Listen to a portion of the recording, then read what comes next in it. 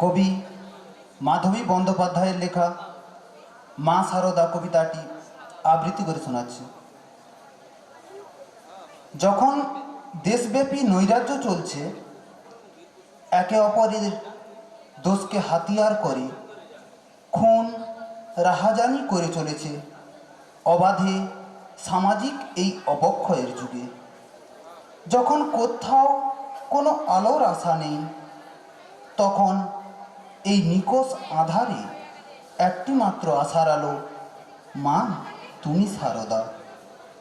যখন দেশে শিক্ষা কম, শিক্ষার অনুষঙ্গ বেশি, যেখানে একটি শিশুকে নিয়েও চলে রাজনীতির নোংরামি, তখন একটি নামের স্মরণ নিতে ইচ্ছে করে, তুমি মা সারদা।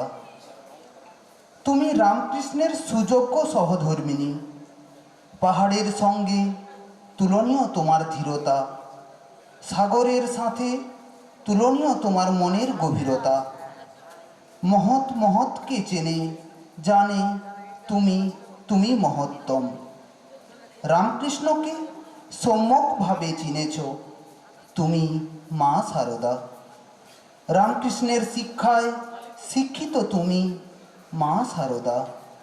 তুমি জেনেছ তার কাছ থেকে পরিত্রাণ কাকে বলে, সেই শিক্ষা দুটি আমাদের উপর বর্ষাও, মা তুমি সারদা। পবিত্র তুমি গঙ্গার মতো, পবিত্র থেকে পবিত্রতম, প্রকৃতই তুমি মায়ের প্রতিমূর্তি। তুমি শান্ত, সত্য, আত্মত্যাগী, আত্মজ্ঞানী, তুমি শক্তি। তোমার জ্ঞানের আলো আমাদের মাথা পরি সতত বর্ষাও, তুমি মা সারদা। নমস্কার।